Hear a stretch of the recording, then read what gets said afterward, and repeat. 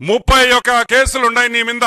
ED కేసులు 7, CBI కేసులు 11. ఇప్పుడు నిన్ను దేంతో కొట్టాలి అని అడుగుతున్నా. చెప్పుతో కొట్టాలా లేదా నువ్వే చెప్పు అని అడుగుతున్నా. 3452 3452 టైమ్స్ నువ్వు కోర్టు అడ్జర్న్మెంట్ తీసుకున్నావు, కోర్టులో వాయిదాలు తీసుకున్నావు. దానికి నిన్ను చెప్పుతో కొట్టాలా? అది ఒక వరల్డ్ రికార్డ్. 3452 సార్లు కోర్టు కేసుల్లో వాయిదా తెచ్చుకున్న ఏకైక మగాడు హాఫ్ టికెట్. ఇది మగోడు కాదు, ఏకైక హాఫ్ టికెట్ జగన్మోహన్ రెడ్డి అని కూడా నేను మనవి చేస్తా ఉన్నా. పెద్ద పెద్ద లాయర్లు పెట్టుకున్నాం. Who is who of the legal industry? Harish Salve, Abhishek Sanghvi, Mukul Rohatgi, ఇటువంటి పెద్ద పెద్ద లాయర్లు పెట్టుకుని ఈ రోజు నువ్వు జైల్లో నుంచి తప్పించుకొని కేసుల్లో ఈ రోజుకి కూడా ట్రయల్ చేయకుండా నువ్వు బయటపడుతున్నావంటే దేని వల్ల అని కూడా నేను మీకు ఎక్స్ప్లెయిన్ చేస్తా. నేను చెప్పిన పేర్లలో ఉండే లాయర్లు పెద్ద లాయర్లు. అంటే సుప్రీం కోర్టు లాయర్లు ఒక్కొక్కరికి 12 నుంచి 25 లక్షల వరకు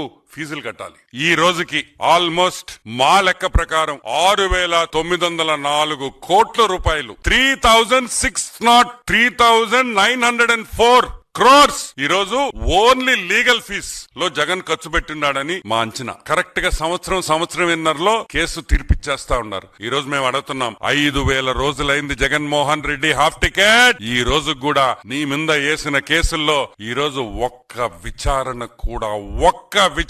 ఒక్క కేసులో కూడా జరగలేదు. అసలు ట్రయల్ మొదలే కాలేదు.